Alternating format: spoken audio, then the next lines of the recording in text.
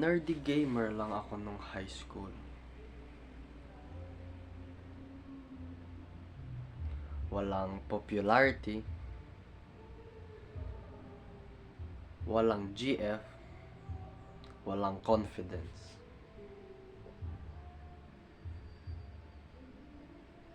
Until binago ko tong isang concept na to. Mindset.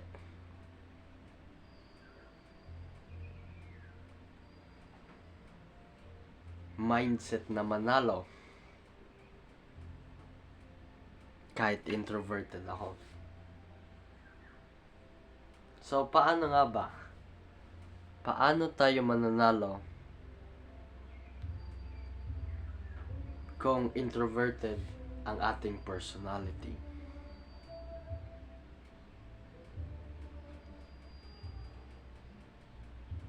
First, kung introverted ka, it is a requirement na mag-workout ka. Get in shape.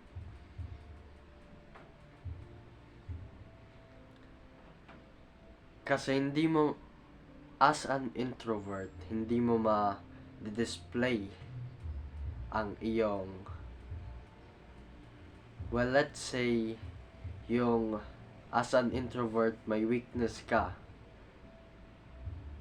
na hindi ka nga extroverted. So, malilimitahan ka talaga in socializing. So, that's why kailangan mo mag-workout. Kasi kung in shape ka, mas better ang pagtrato sa'yo ng ibang tao. Mas magiging respected ka. Mas magiging attractive ka. At mas magiging confident ka sa sarili mo.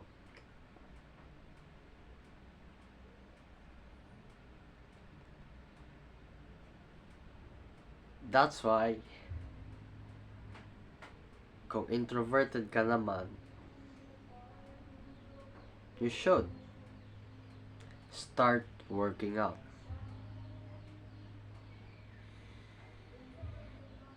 The second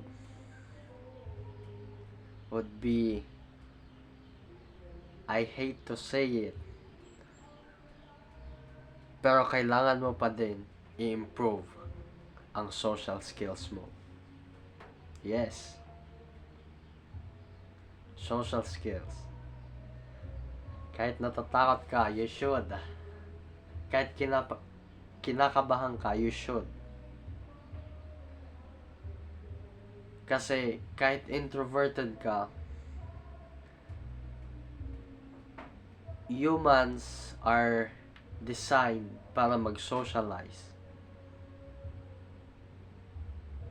So, wala tayong choice.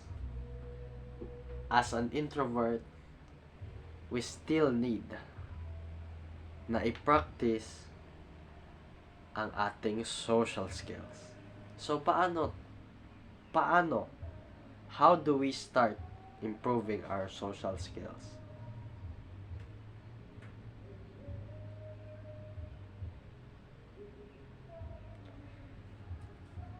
So, let's start sa pagiging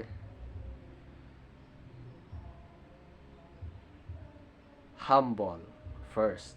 Pagiging humble na hindi natin alam na wala tayong alam. That's why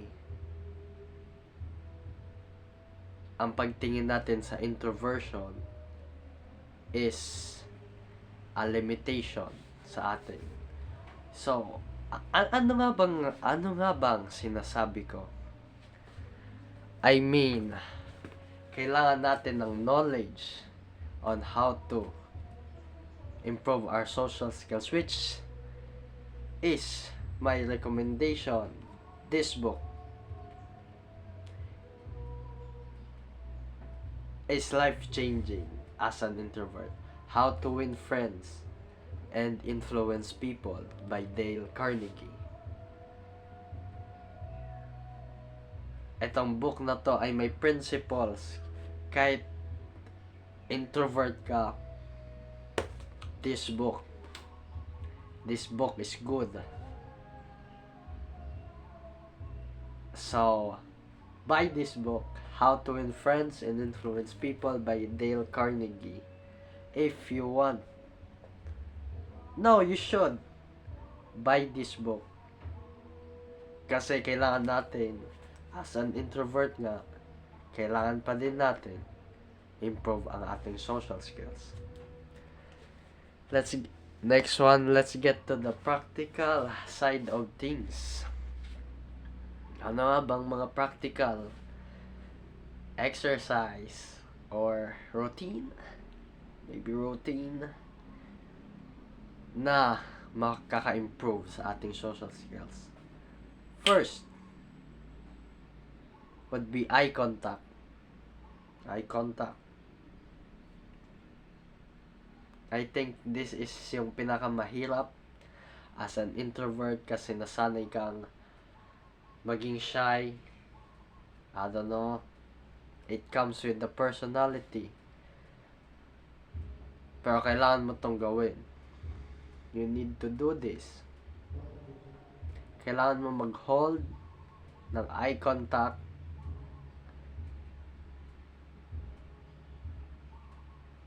for at least 2 seconds with someone every day. At least 5 persons hold eye contact for 2 seconds with at least 5 persons a day. I know masyado itong parang extreme itong exercise na to, pero come on. Nandito tayo ngayon kasi introvert tayo. We need to at least do this. So, yeah. Next would be is to smile. Smile. Yeah, smile. Force yourself to smile every day. Isa siyang habit na mag-improve sa buhay mo. It is a boost. Malalaman mo to sa How to Win Friends and Influence People. So, recap again. Paano nga ba tayo manalo is workout, read How to Win Friends and Influence People, hold eye contact, and smile. Itong 4 na to, this should improve your social skills para manalo ka as an introvert. Peace.